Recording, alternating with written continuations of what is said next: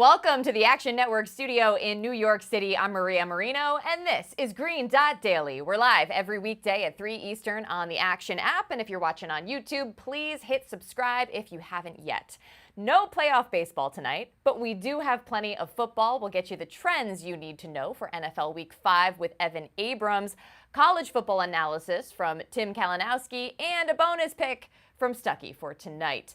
But we start with the most bet player props for Thursday Night Football via BetMGM. Justin Fields to score the first touchdown, a Terry McLaurin anytime touchdown, Brian Robinson Jr. over 15.5 rush attempts and 65.5 rush yards, and Sam Howell over 13.5 rush yards. 99% of money, by the way, is on the over for the non-touchdown props. With that, we say hello to our Director of Predictive Analytics, Sean Koerner. We will get the prop you recommend in a few, but any of those aforementioned props jump out at you in a good or bad way? Yeah, I mean, neither good or bad, but the Brian Robinson rushing attempt and rushing yard prop stick out to me because it makes sense for the public to be all over those. When I first started my process of thinking about what prop I want to be on, I thought, like investing in Brian Robinson here makes a ton of sense. And that's where everybody's going. So I think it's been inflated a bit. I would be careful with his rush attempt prop. I have it right around 15.5. So if it gets bet up to 16.5, I might be interested in the under, but they're a little bit more pass heavy under new offensive coordinator Eric Bieniemy. They actually have the second highest pass rate over expected. So even if they have a leading game script here, it might be tough for him to rack up the attempts. And the other prop I find interesting is the Sam Howell over 13.5 rushing yards. I think it does make sense to be on that over as well. He's cleared this in 2 straight, but he hasn't been using his legs a ton. He's only topped 2 rush attempts in 1 game this year. So he's banked on like really long runs to get over this, but I'd be careful with this because let's say he has 14 rushing yards towards the end of the game.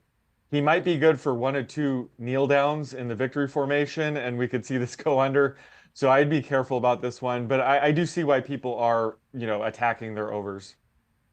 Well, good to get your expert opinion on the bets that a lot of people are making right now. But I do want to get your thoughts overall on the game. It's probably the least exciting matchup we've had on Thursday night so far this season, but that's why we bet, right? To keep it entertaining. Yes. Yeah, absolutely. I'm pretty much in line with the spread. I can't find myself to invest in the Bears or Commanders.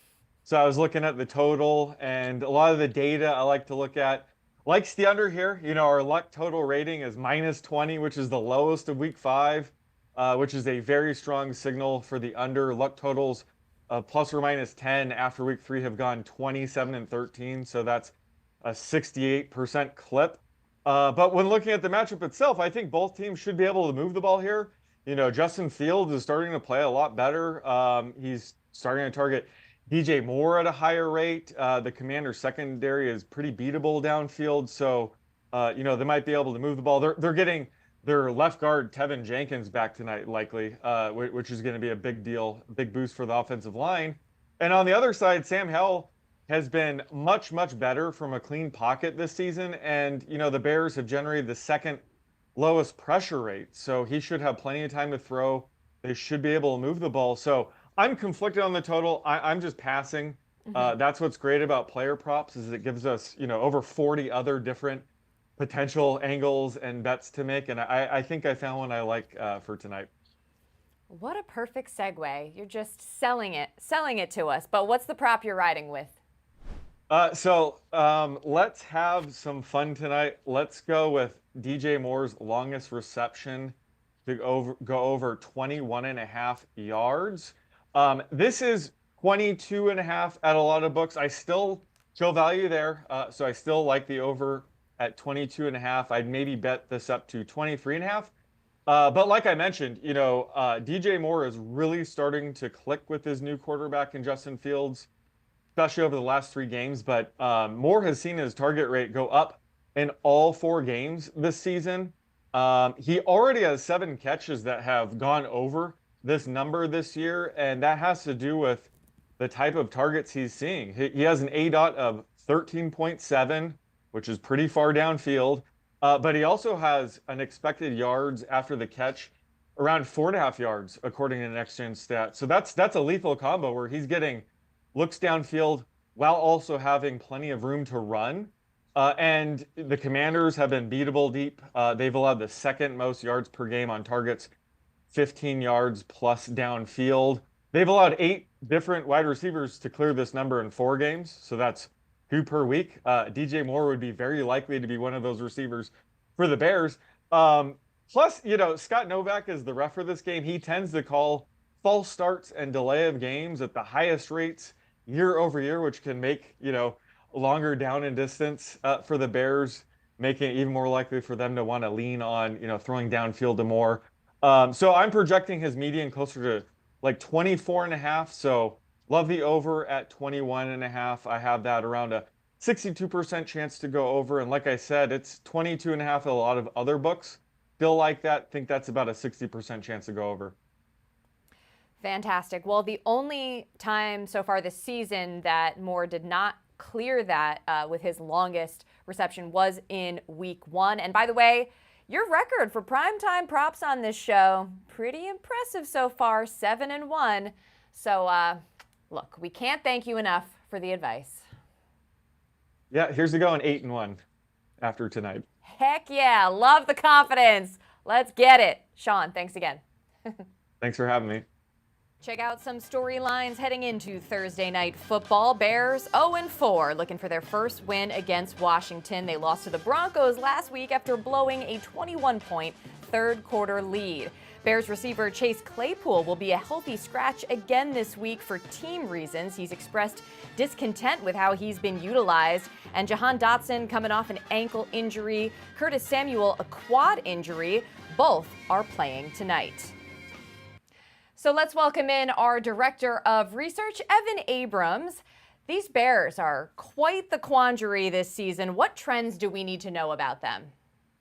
So tonight is really a game only a bettor could love. It's really like, how could you watch this game without action is kind of the staple. But I'm here to tell you to bet on bad teams. It tends to be a theme here at the Action Network. It's where we, tend to see value in certain times. So I apologize ahead of time. But winless teams this late into the season are actually 57-37 against the spread. That's 61% on the road. So that would be Chicago and actually also Carolina, who we can talk about in a second. But listen, the Bears haven't won a game since October 24th of last year. 123 teams across all major 4 sports have all won a game in that span. The Chicago Bears have not. The NFC longest losing streak since the Rams lost 17 straight in 2008, 2009. They've lost 14 straight. I'm going to tell you to bet Chicago, but holy Lord, I'm not happy about it. Yeah, I don't blame you because otherwise it feels like this would typically be a spot to bet Chicago just coming off of the game that they had last week. You would think they would be highly motivated. I know that's obviously hard to quantify, but I mean, what are you going to do? Yeah, I'm not sure really how to deal with this except for the fact that, listen, Simon talks about this on the favorites. Stuckey and Raybon talk about this on the Tan Pod, but it's value. It's a big line. We bet lines, we bet numbers, we don't bet teams, and this is the bet to make. And here's even more. So Thursday home teams, just 21-34 against the spread since 2020, including 19-30 in night games. That is the least profitable spot for home teams in terms of day of week, which makes sense because it's also a short week. And here's this, and this one is probably the cake topper. So since 2020, home teams, Thursday night, 23-26 straight up. They are 84-59 on all other nights. So the short rest is really just not friendly to the home teams. And I'll give you one more just fun one. We always talk about primetime unders. I'm a proponent of primetime unders, but the Bears, they're not. This is actually something they're undefeated in this year. They're 4-0 to the over. They're the only team 4-0 to the over this season. So we're going to see how that goes. I see both sides of the total. It's a stay away from me, but interesting conflicting trends there. Yeah, and conflicting because, you want to stay away, but you also want to make the game more interesting because otherwise, it's not that sexy a matchup. But good to know that Thursday games are kind of the great equalizer between home field advantage, I should say, when it comes to home field advantage. So, yeah, I don't know. Bears 0-3-1 against the spread, but it might be Bears or nothing. What else for the rest of this week? Anything we should know about? I just don't know how I can't talk about Detroit. It gets me excited. I'm it's just something, especially as like a stats guy, when I don't see something happen in a long time and then all of a sudden the hype train's arrived, it makes for pretty good stats. So right now, the Lions, they're actually getting about between 80 and 85% of the tickets against the Panthers. Except for the Dolphins, it's like one of the most bet games of the week. And they're 10-point favorites. So Detroit hasn't closed with 80% of tickets or more since 2012. You heard that right. And also, it's the only time that's happened in the last 20 years. So the Lions literally never get this type of hype. They've never closed -10 or higher since 2017. So it's been 6 years since they've been a double-digit favorite. Just absolutely wild. And thinking about Miami and Detroit, we haven't had two double-digit favorites closed with 80% of tickets or more since 2011 in the same week. So chaos coming, but I think Detroit is actually a super interesting situation with just so much movement and Goff covering all the spreads. Bettors are loving them this week, and nobody wants to bet on Carolina, which usually tells you what's going to happen. Okay, that sounds foreboding, but it really is remarkable just how public Detroit has become. I mean, they are the darlings of the betting world, at least so far this season. Evan Abrams, thanks so much for the insight. We appreciate it. Enjoy week 5. Here are my 2 touchdown scorer picks for Bears Commanders, brought to you by the Action Network app. And my first pick, we're going with DJ Moore. I grabbed his touchdown odds at +220. Now, he has scored in the last 2 games, and he's playing over 95% of the snaps because, let's face it, they traded for him to be the wide receiver 1 in this offense, and he looks to have the trust of Justin Fields so far, especially when plays break down, because let's be honest, that seems to be a lot this season for the Bears. And this Commanders secondary, they could be beaten. They've already allowed 6 touchdowns to wide receivers this year. That's tied for last in the NFL. So if the Bears end up in a negative game script, if they end up trailing, Moore can still get us home in garbage time like he did against the Chiefs. My next pick, we're going with Curtis Samuel. I grabbed his touchdown odds at +275. Now, he scored last week on a jet sweep. And it's his versatility that really stands out because Washington finds ways to get him involved. He's got 5 red zone targets this year, along with 3 red zone carries.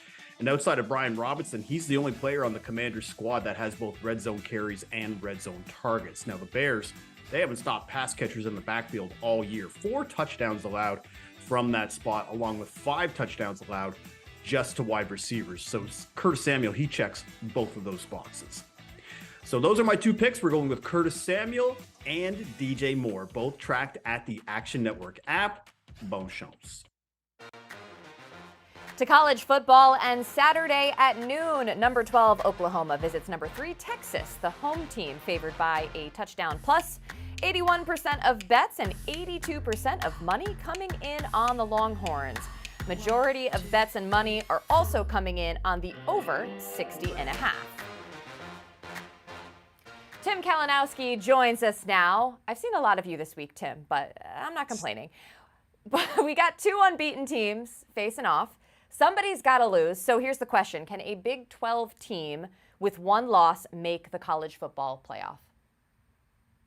Yeah, look, the crux of this argument, and when we were building this in the pre-show, I was saying, look, as I dig into this game, I think Big 12 supporters, people that want to see Texas or Oklahoma particularly get in, their biggest hope is whoever wins this game, they got to cross their fingers that team remains undefeated throughout the entire regular season and then also wins the Big 12 championship if there's a rematch with these 2 teams. And how I get there, my point is that I think the Pac-12 is so strong that the weakest conference, if I have to nitpick, might be the Big 12. So I'm not quite convinced that a 1-loss Big 12 team can get in. As good as Texas has been, I don't know. It's just a matter of look, there's only so many spots. It's not really a knock on Texas. I really like them, but there's only so many spots.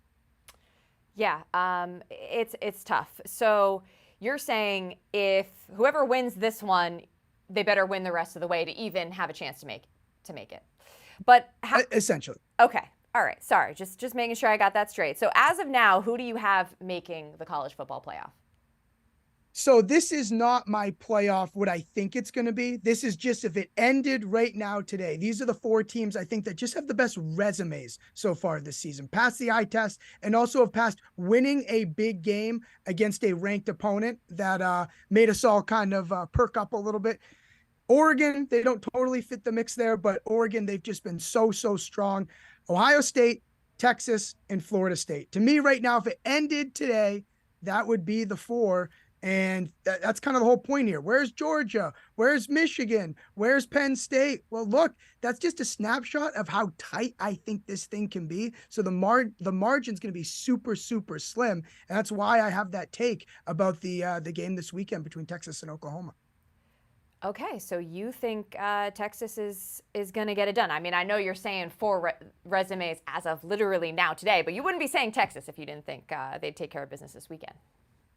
I tend to think they're going to take care of business. I took this line in August. I took Texas minus 6.5. And guess what? It's Texas minus 6.5. So I didn't even get any value by doing my homework in August. Great job, Tim. Well, all right. In addition to Thursday night football, obviously we have college football every Thursday now as well. No MLB tonight because of sweeps in the wild card round, but still have playoff baseball coming up. How do you balance such a heavy sports schedule? Look, I feel bad for people, honestly, because at this point in the sports calendar, it's nearly impossible to just have one television set. You can't follow everything you need to follow with one TV. And that's one of my rules. Wherever I go, if I'm not going to be on my couch for a college football Saturday or an NFL Sunday, the first thing I ask is, do you have multiple televisions? And if not, I'm going to run to Target, Best Buy, Walmart, and go buy one. They're relatively cheap now. So I just go, wherever I go, I buy a TV. I buy a TV, like, I feel like every other weekend. You know, maybe I'm just like old school, or maybe I'm just lazy. I don't know, but I only use the one TV for the most part. And that's what makes Thursday Night Football being on Amazon particularly annoying, because I can't really, switch channels easier, but or easily. Do you have laptops or tablets though that you use? I'm anti-laptop, anti-tablet. To me, my rule is after 2 screens, after 2 TVs, you're allowed the laptop or the iPad or tablet, because for me, I want to operate all those things during the games on the TV. So like live betting, checking, scores of other things. I think that you basically knock out one of your devices by doing that. And you brought up a great point with the whole Amazon thing. Yeah. We can't flick back and forth. It's terrible. It challenges people like myself who are clicker wizards, seasoned, first ballot, Hall of Fame, remote wizards. So I got to hit the home button and this, smart TV, that. I'm good at it now. But I don't envy someone that's not experienced, because it's a lot on your plate. I feel like a good concession would be if you have a laptop or tablet for whatever you're watching on streaming, a la, Amazon Prime, and then even if you have just one TV, you can still easily flip back and forth between 2 other things. So, I mean, I feel like that's reasonable, but I guess, for spoiled sports fans like yourself, having 2 TVs is certainly ideal.